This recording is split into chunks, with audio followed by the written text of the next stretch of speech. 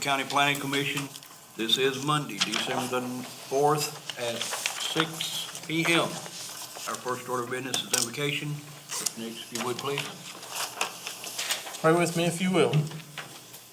Heavenly Father, we ask that you please watch over this committee and the planning staff and guide us to wise and safety-conscious decisions in support of the public.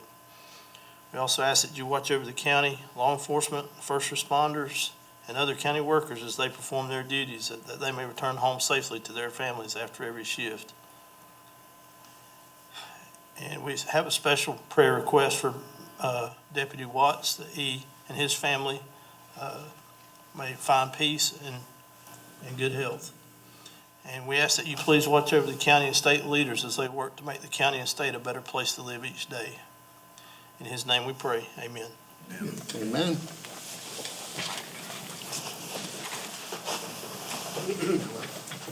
I pledge allegiance to the flag of the United States of America and to the republic for which it stands, one nation, under God, indivisible, with liberty and justice for all. Thank you, sir. All right, we evidently, well, let's see, got the minutes of our last meeting. Has everyone read over them to make sure there's no mistakes? If so, I need a motion. Move to approve the minutes. Second. All right, I have a motion and a second. Any corrections or anything? If none, all those in favor? Aye. Okay. Public comment, we have none.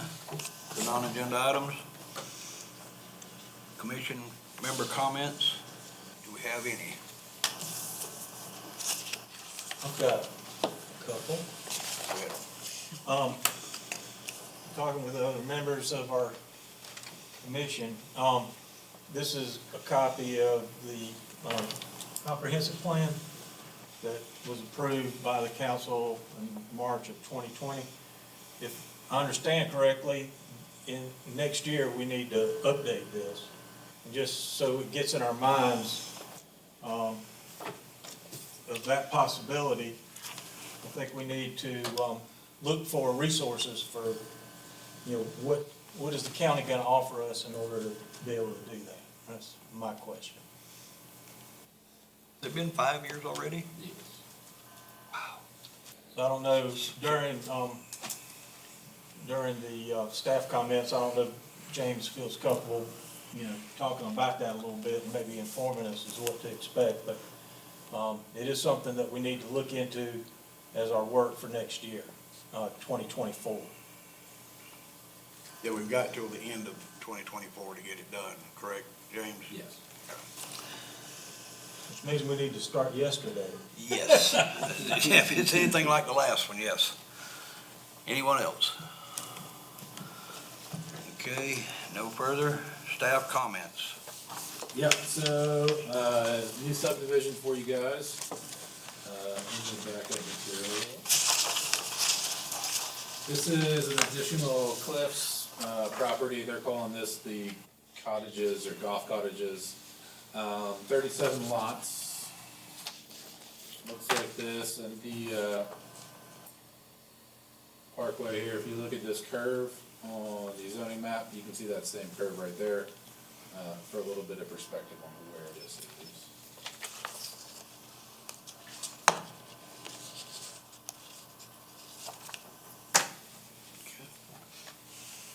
Happy to answer any questions about this one, if there are.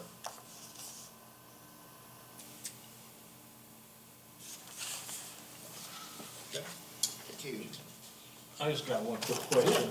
James, from your experience, is this one that's gonna definitely be built out? They've done 3 or 4 expansions since I've been here. They have completed all of those as far as. That's what I was gonna assume that. Yeah. You had told us in the past that sometimes these approvals go through and then, it never happens. So they submit or they never finish them is more the case, is that they never get to the end approval process of having everything they need to. These folks seem to, have a pretty good plan about getting things done when they submit, so they have done several of these smaller expansions. This is kind of in line with the top end of what they do at one time. Did they tell you the anticipated price point of selling or anything like that? No? Okay. These are much smaller lots. Typically, they're doing 1 acre lots, 1.5, 2 acre lots. These are like 0.3, except for 36 and 11 are both almost an acre. They're like 0.9. So these are a little bit smaller, probably a different market that they're going for with that size.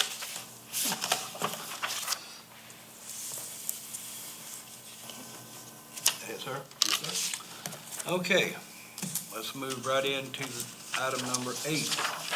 We have discussion regarding agricultural exempt properties, map, and other matters related. Not gonna do staff comments? That was Steph. That was comment. That was a staff. Oh, I'm sorry. That was, I didn't know if you had anything. Oh, I'm sorry. I wasn't paying attention, I Probably because guess. you didn't say anything about the comprehensive plan, which I'd ask you to Sorry. maybe speak to. yeah, this was a comment. I'll try not to let it slide again. My question was, James, is whether or not we have any resources at our disposal. I can't answer that for you right this second. Okay, well, you can let us know. Okay, now we're moving into item 8. Discussion regarding agricultural exempt property map and other matters related thereto. If you're looking at your backup material, you have a map. There's also a couple, 3 laying up here, bigger ones, for those of us that can't see very well. And the floor is open for discussion. James, could you walk us through how this Yeah. came to be? So, we got all the information from the assessor's office for every parcel number that has an agricultural exemption on it. There's a little over 8,300 of those parcels in the county. Every one of those was transferred to a GIS layer and made an individual note on each parcel. From there, we looked at parcels that are greater than 10 acres, or 10 acres or greater, which are all the green ones. You'll see the red in several of these as well. That red is less than 10 acres but exempt. The municipalities are outlined in blue. And then we did the percentage of total property. So total agricultural exempt properties is 49.6% of parcels in the county. And 10 or more acres, all of the green ones, is 45%. So half of the county is agricultural land for the most part. This looks like the whole county. Has an agricultural tax exemption on it. So, so that was, you'd think that would mean it's some type of agricultural use on that land, whether it be trees, Yes. cattle, whatever. This confuses me, to be honest. This is a lot more than I was thinking you were gonna turn up. I mean, you could almost say the entire county is green and ag, minus the white there for the forest, for the Sumter Forest. But I guess what's confusing me is reading the comp plan has information from a ag census. And it says that Oconee County has 900 farms. This is way more than 900. Now granted, I guess you can't assume that everybody with an ag exempt is a farm. Correct. So 900 farms and 67,000 acres is what the comp plan says we have according to OEA, our economic alliance. This, I mean, the total acreage in the county is over 400,000. Yep. So there's a huge discrepancy, I guess, in what OEA thinks we have, or the Ag Census thinks we have, and what this map says we have. Correct? I mean, I see a discrepancy. Am I wrong in this discrepancy? So I would say that probably working farms are gonna be categorized differently than all ag exempt parcels. And that doesn't necessarily have to be like a working row crop farm or cattle field or pine forest to be classified as ag. Chicken houses. Yeah. I think Mr. Haney had something, sir. Yeah, I actually can speak to this. Every year, I get a notification from the Georgia Agricultural Board working through, heck, it skipped now, what's the abbreviations? Anyway, I have to fill out a survey of how many acres I have in row crop, how many acres I use for cattle, how many acres are for hay. And that's probably where they pull their information from. The reason I get that is because I file exemptions on my taxes for farm and revenue. So they're probably pulling that in. And I also have properties that I do nothing with but grow timber that show no tax revenue until that timber is harvested. So that's, a lot of these green in here, I'm sure, are just timber lands that's in the ag exemption. But thinking back to your request to produce this map, it was to find out where, I guess, farms are and maybe somehow protect the farmers when a property goes to sale, so there's no issue, right? Correct. So do we look at just protecting the 900 farms or everybody that's ag exempt? It looks like everybody's just about ag exempt. How many acres are in the Sumter National Forest? I had it before, I couldn't say off the top of my head. I know we included that in the zoning breakdown that I gave you guys. It's in the common land. See if I So I guess the question would be, is these ag exempt areas protected under the Farm Act? From nuisance lawsuits related to farming activities, I would say yes. I don't think that a lot of them are under threat of frivolous lawsuits for farming activities if they're just. It was just a general So, question. yeah, I didn't know would if say they yes. were not actively farming, in other words, can show that they're producing a revenue if they were protected under that act. That's the reason I was asking that question. So typically it's related to like nuisance lawsuits related to like fertilizer spraying and smells and, like tractors and combines on property or things like that. So if you are working a farm but not being successful profit-wise, yes. You're not required to be making a profit in a farm endeavor to be protected under the Right to Farm Act. Okay, because I know, for tax purposes, after 7 years, if you're not producing a revenue, they consider you as a hobby farmer. It's $1,000 threshold, isn't it? Don't you have to prove $1,000 of income to get the definition of a farm? I do not know. Yeah, so if everybody that's ag, I don't think you can assume that everybody that's ag exempt is a farmer, correct? I don't think so either. No. So if you're not a farmer and you don't have an active farm operation, you wouldn't be subjected to a Right to Farm Act lawsuit type situation, correct? I don't know. This is a lot more than. But these are properties that we want to give people an incentive to have timber and have the rural area there, I would think.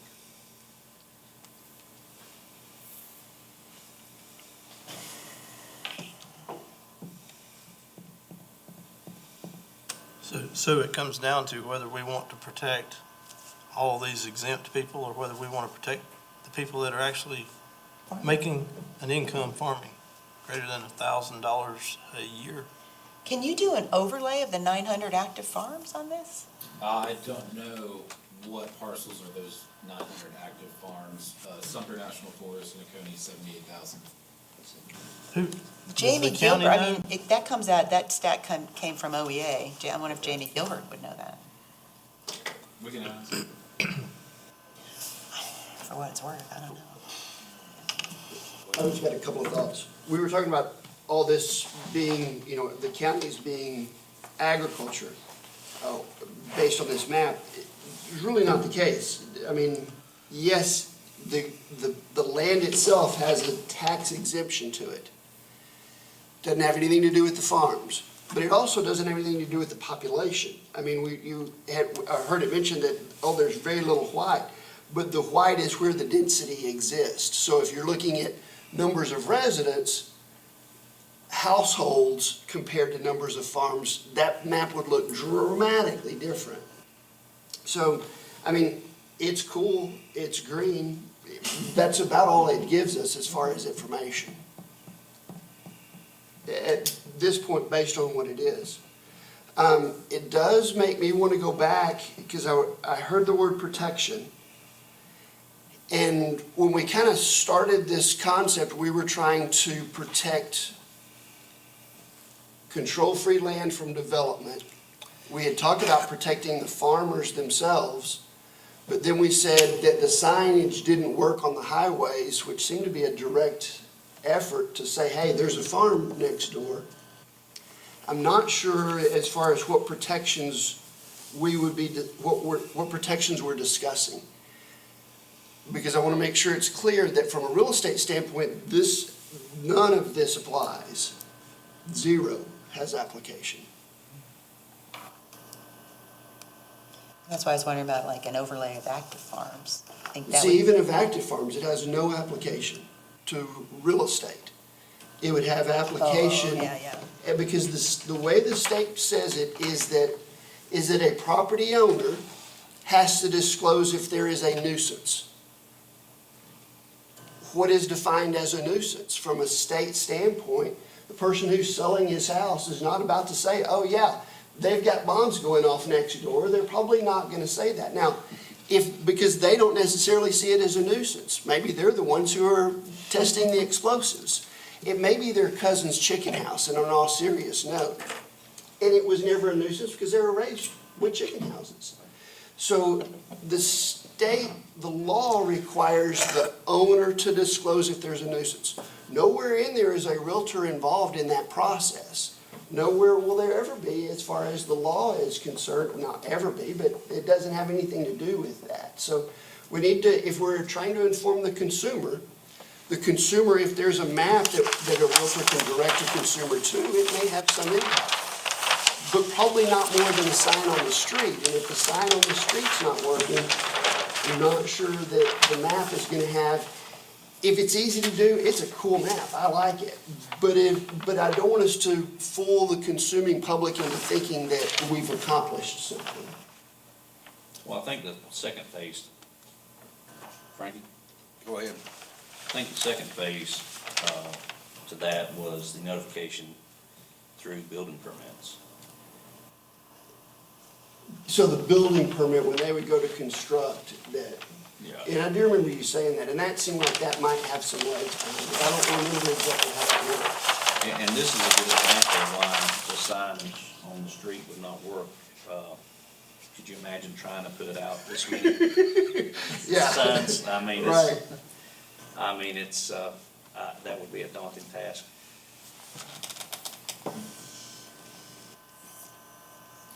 But you know, after our talks, and I got to thinking, a large majority of our concerns come in from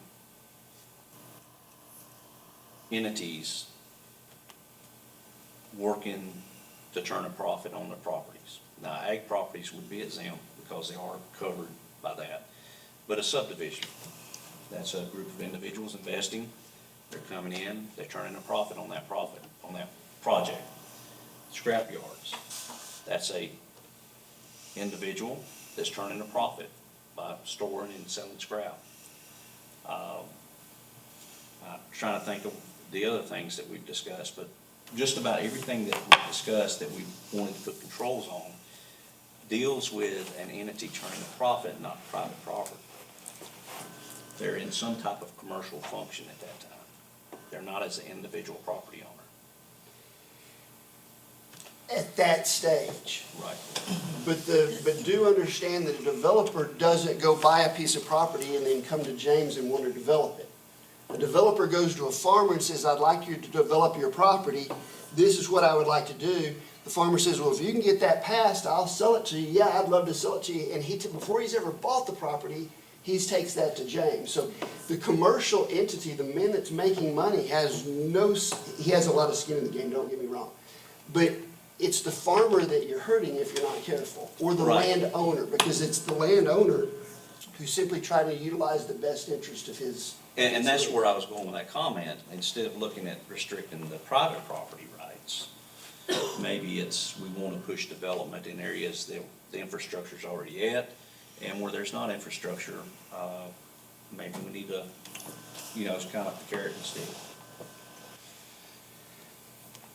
But anyway, we're off base. So basically what you're proposing is to have zones around the municipalities which have the sewer, the water, and electricity, because that's the best place if you're gonna expand housing or whatever, is to do it around the cities that we have, That's not out in the point middle of of the country. order. We're off our topic. We're talking about zoning and density now, not protecting ag.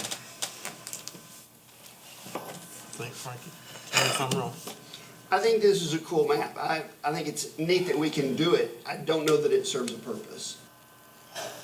Well, it would definitely give somebody that's going to purchase property next to it an idea, but it's pretty much overlaying the whole county. It could, you're right, it could give them an idea, but see, here's the thing. Okay, so I look at a property next door and it says, okay, it's ag. I look at a property on the other side, they're not getting an ag, because this is about a tax deduction.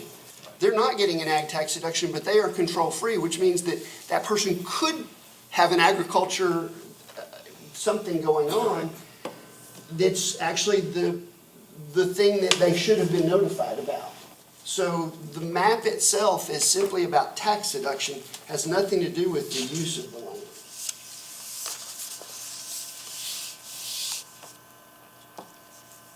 I would almost wager, though, that if anybody's farming, they've got the exemption. Yeah, it's. But, so how many times have we had the farmers come in and we've said, hey, let's give you an ag zoning, and they're going, no, we want to stay control-free. Well, that's different, So though. they are probably getting the tax exemption, yes, but what I'm saying is the person it's the family land, they've never talked to the tax office, hadn't been that much because the parents have passed away. They sell it to somebody who now starts doing farming and yes, gets an ag deduction for it. But until that time, we're trying to protect this, we're trying to protect the farmer. But what I'm saying is that this right here, again, it's a cool map. And we can say, hey, you ought to go check out the cool maps that are available on the county. But my point is that we've said several times that the signage in the road in front of the house that you're about to buy has zero application. Getting somebody to go to a computer and look at something, we can't expect it to have a better effect. So what would you recommend? So the original, why we were going at this was about helping reducing the amount of high-density development was where we were originally coming at this. And the way to do that is not the map. The way to reduce high-density development is either get the farmer to not sell his land or get the farmers to agree to an HOA kind of arrangement, just like people go into HOAs for a reason. They go into them to have a like-kind similarity with their neighbors. You have a like-kind zoning that a developer would have to go in front of a BZA to get something changed. And that's the way to do something as far as protecting that. Now, if we're creating this map for some other reason, then, again, we started this as a way to help high-density development or reduce that. I'm just saying that this doesn't do that. Just a little correction, to get your zoning change, they have to come before us. I'm sorry, yes, you're correct. I was wrong. It's not in front of the BZA. Whatever they're doing on their land fixed, then they go before the BZA. That's correct, sorry. Thank you for doing that. Sorry. So we sent staff off, they did a bunch of very hard work, they come up with really nice maps, good information, but it doesn't help us in our desire to notify adjoining land purchasers that there's gonna be a farm next door, farming activity next door, real farming activity next door. So if we send these guys off again to do another map that's only got the 900 farmers properties, is that gonna yield something that we can use? Because I don't want to do it if it's not going, if it's gonna be like this was, which, I think this map does have some value. but not for what we're trying to do. Well, one of the things it's gonna do is, what's one of the biggest complaints you hear about a person that builds a house that's surrounded by the woods, when the woods get clear cut?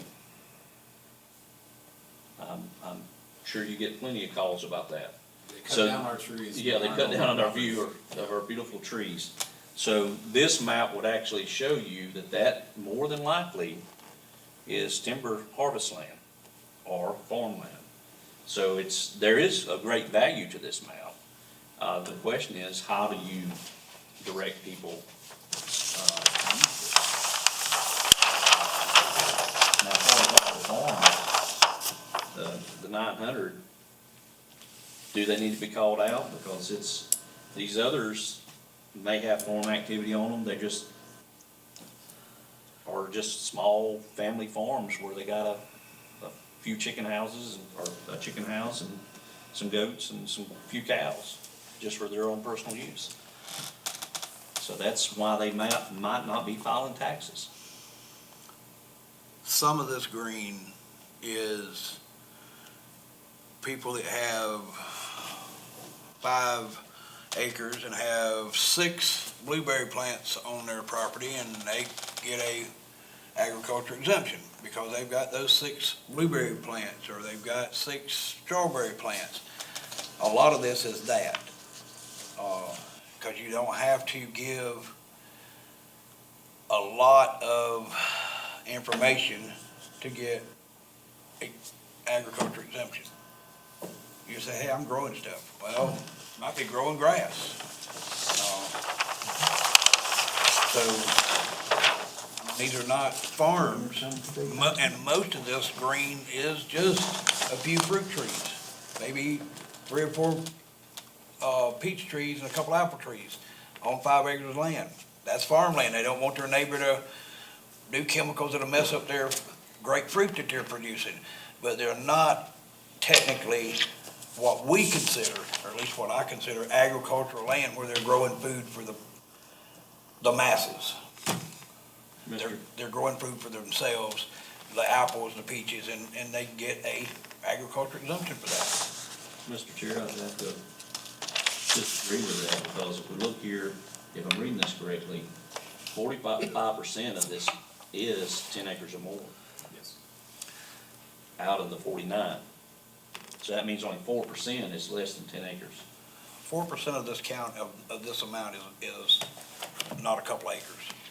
It's a lot of land that people are using agriculture exemption to grow a couple of strawberry plants. I mean, if I wanted to, I could get ag exempt on mine. I've got 10 blueberry bushes on my property. I can get ag exempt on it. Well, I'm sorry. Go ahead. I don't mind y'all continue to discuss that, because my point is gonna be something different. I mean, there's always gonna be those individuals who push the edge of the envelope.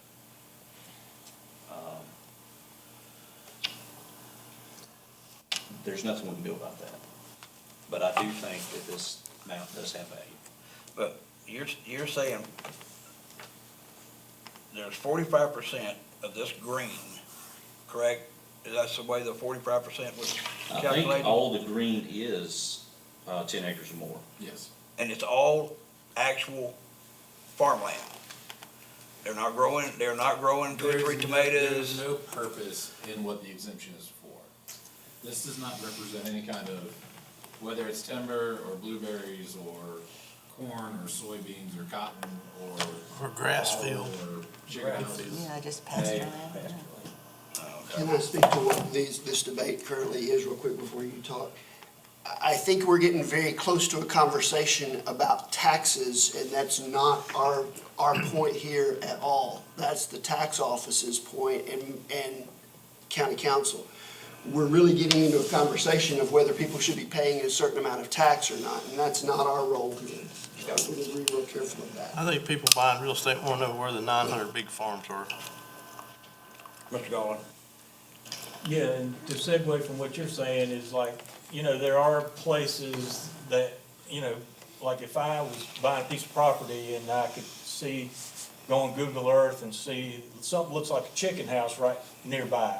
If I couldn't smell it myself when I was looking at the property, I would be thinking, well, do I really want that? Because I know sometimes chicken houses, when they're cleaning them out, it doesn't smell too good. So, I mean, people have to do their due diligence. And what I found very helpful, and this is kind of like for the community that might be listening in, is going on the tax map for the county. You can go to your own neighborhood and just zero in on anything you might be interested in, click on it, and it'll let you know who the owner is and how much taxes, they're assessed for, or the value, I should say. So you may not be able to see exactly what they're paying in their taxes, but you know what the value of it is. So you could, with enough information, go through the formula and figure it out. But anyway, so I mean, I know we've been talking a lot about protection, that word Mike brought back up, but it seems like as long as people use the resources that are available to them and ask people like James, hey, what can I do to protect myself before I buy this piece of property? Those are the things that they can get insight into very easily. So I'm not too worried about this issue. I mean, there's other issues that have to do with this that we're kind of talked about, and that's when a farmer decides to sell on the market, and they can get a lot more than what they end up paying for as a piece of farmland. So, there's been some talk at the county council level in the past about coming up with a fee that would help pay for the difference between the farm value and what the market price is, so that people can keep their land in farmland and not have to sell it. We already pay that fee. Excuse me? Anyway, the idea is that to give people that want to get out of farming a way to get out and get a proper market value for their land, but it would have to go through an approval process, but that they, would be able to get more than what they could sell it for as farmland. So anyway, that's just one of the things that I wanted to throw into the mix, because that does have something to do with what people were talking about as far as trying to protect the value of the land and what we would like for it to stay in. And I think most people would agree. We'd like to continue to have plenty of farmland in our county and not have an overgrowth of development.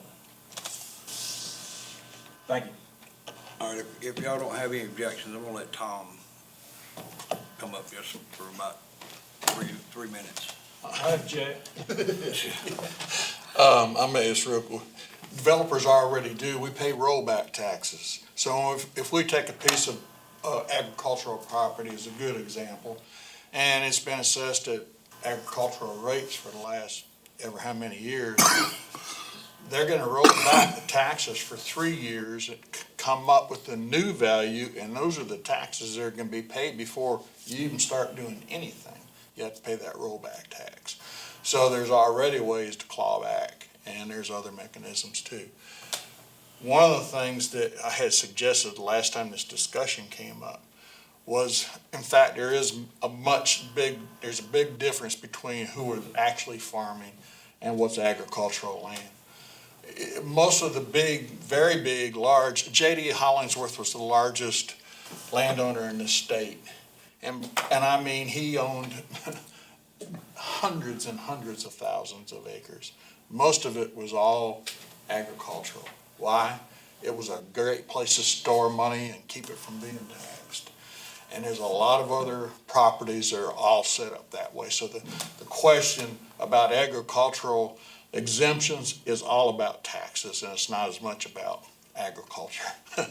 And then two, but I suggested, and I think maybe it's still a mechanism, that those farmers that are wanting to protect their properties and keep them from becoming overwhelmed by the developments from around them, establish some sort of a permit mechanism, not one that they have to pay for constantly over and over and over again, just something that denotes that this is a working farm, and that will show up on a map.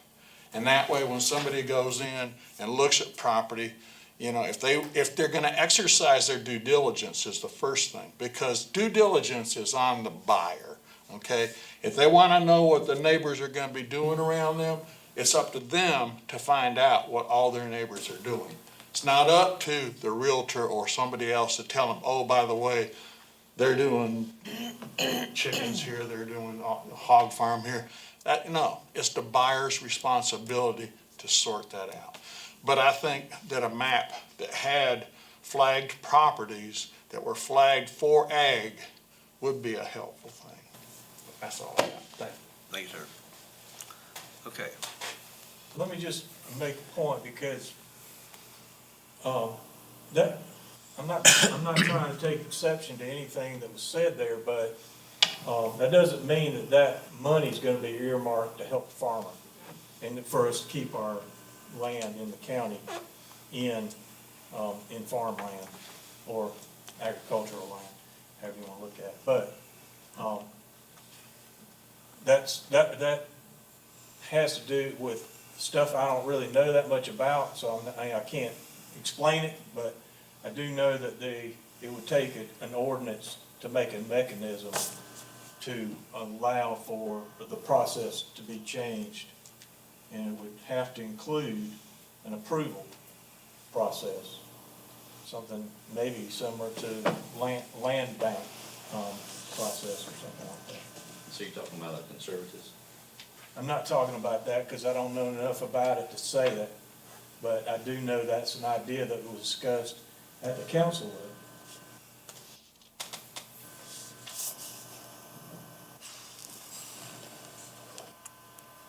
James, a question about, if there's a concern about notifying farmers about who might be, that their neighbor A is thinking about selling, if you go way back to the beginning, the surveyor, does he notify neighbors that he's surveying property? Nope.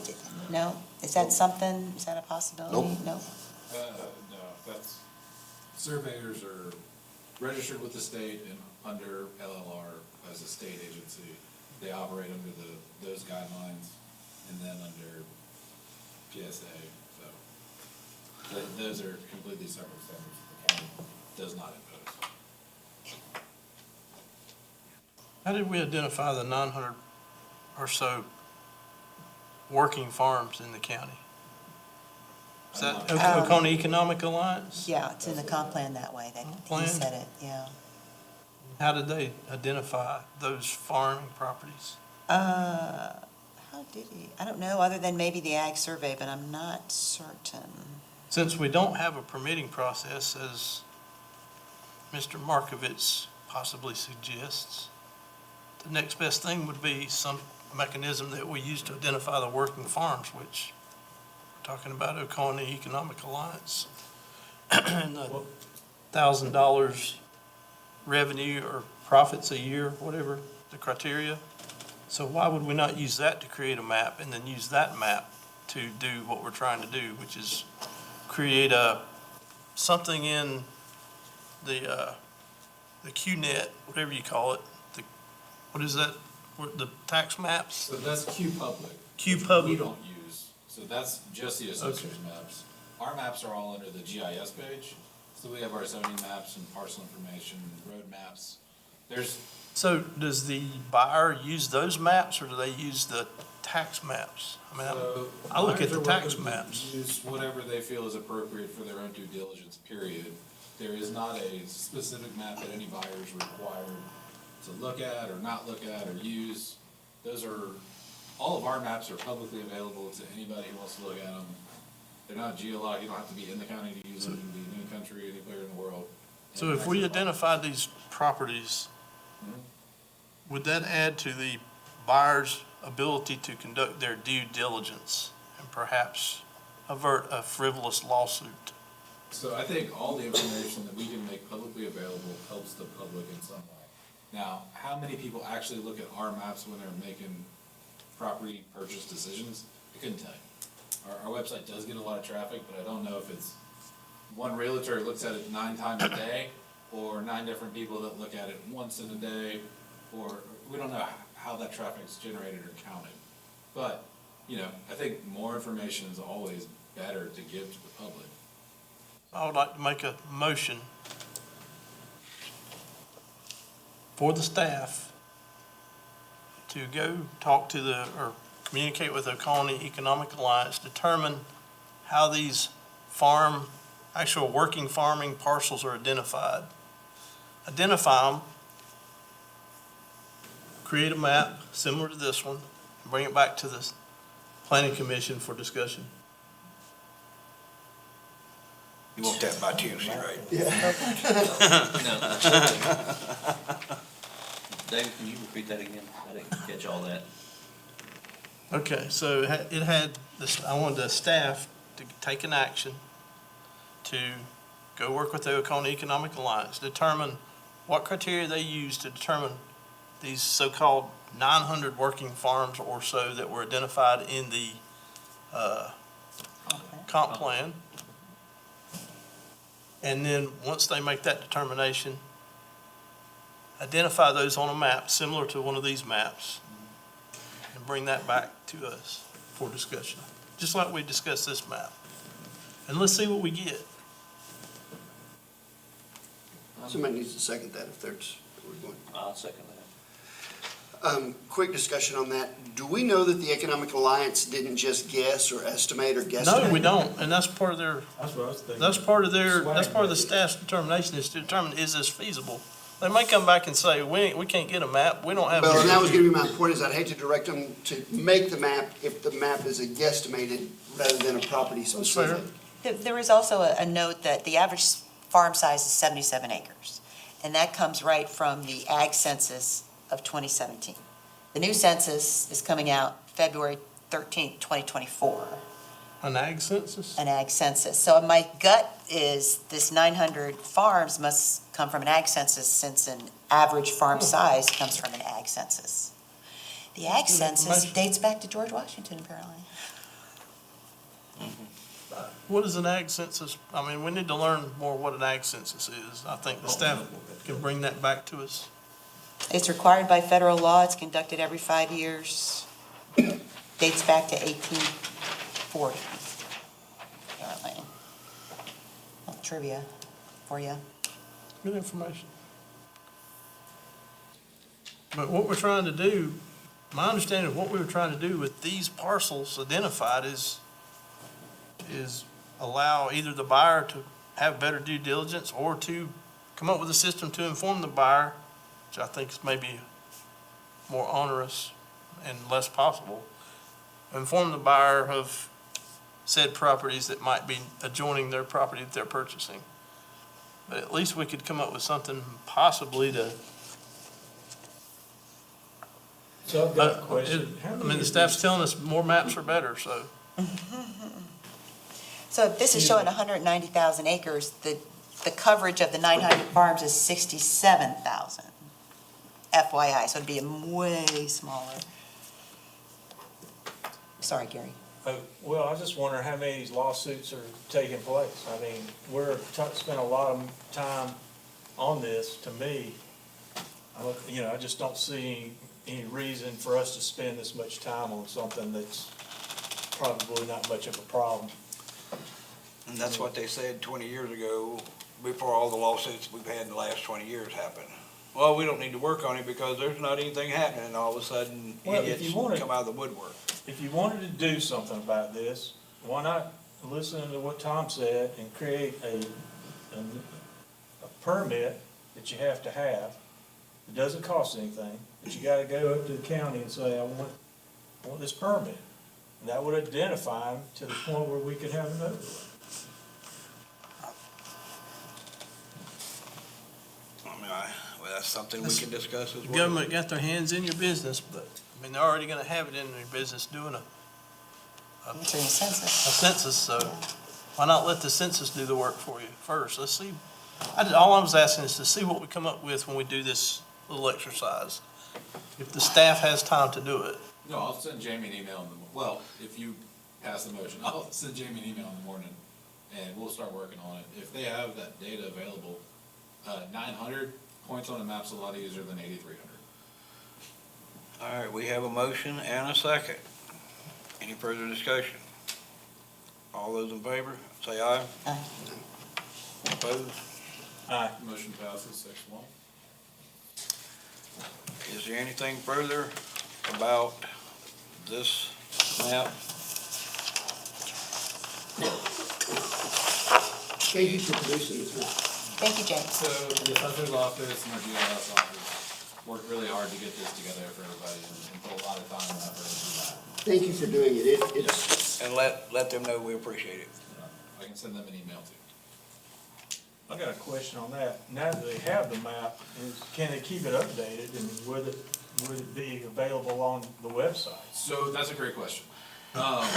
Because this does take a good bit of time and a good bit of interdepartmental communication to produce, this is a product of its time. So this is accurate for the time that it is produced, and the next day is probably no longer, actually by the time it's all put together, it's probably no longer accurate. Because this does change every day. So people will come in and buy property, take it out, people apply for exemptions, get it put in. This is a snapshot in time.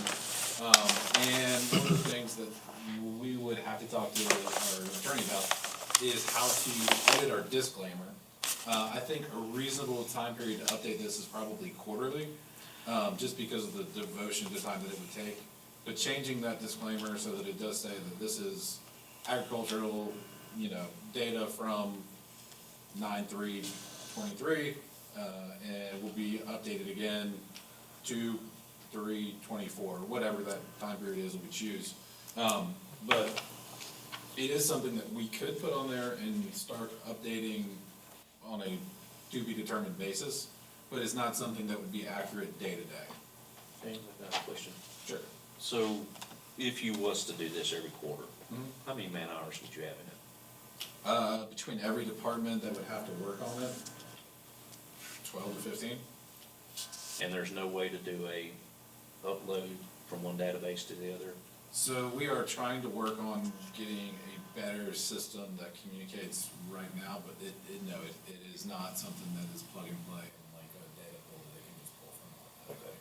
There So is still still looking at 15 hours, approximately. man hours. And that might get better with doing it more, so we're building the tools to pull all this out now. Do you foresee in the near future the ability to do a direct upload? I couldn't tell you, that's probably gonna be an IT question on whether or not they improve what we're doing with ARC and with some of the other systems, and what the assessor's office is using as well, because those will have to talk to each other as well. I know at one time was talking about URP system. It's I couldn't tell you where that is or if we're still talking about it. because that would bring about this. Well, we get all the data into one central location, like a data pool, that it can just pull from between departments. It's not compacted to the assessor's office as their database system. GIS, GIS just uses ARC. So we have an ARC membership, that's what we pay for to put all of our maps together. I got one question. Yes, sir. Those two maps we have on the wall right there, when was the last time they were updated? There's probably a date on them, I couldn't tell you off the top of my head. The future land use is from right before the comp plan was adopted, so that's gonna be, what, 19? This says September 21st, 2021.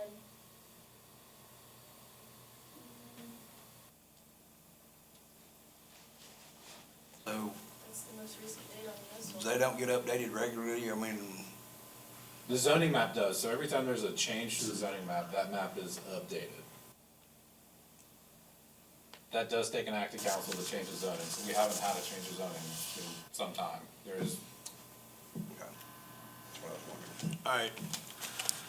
If there's nothing further, I need a motion to adjourn.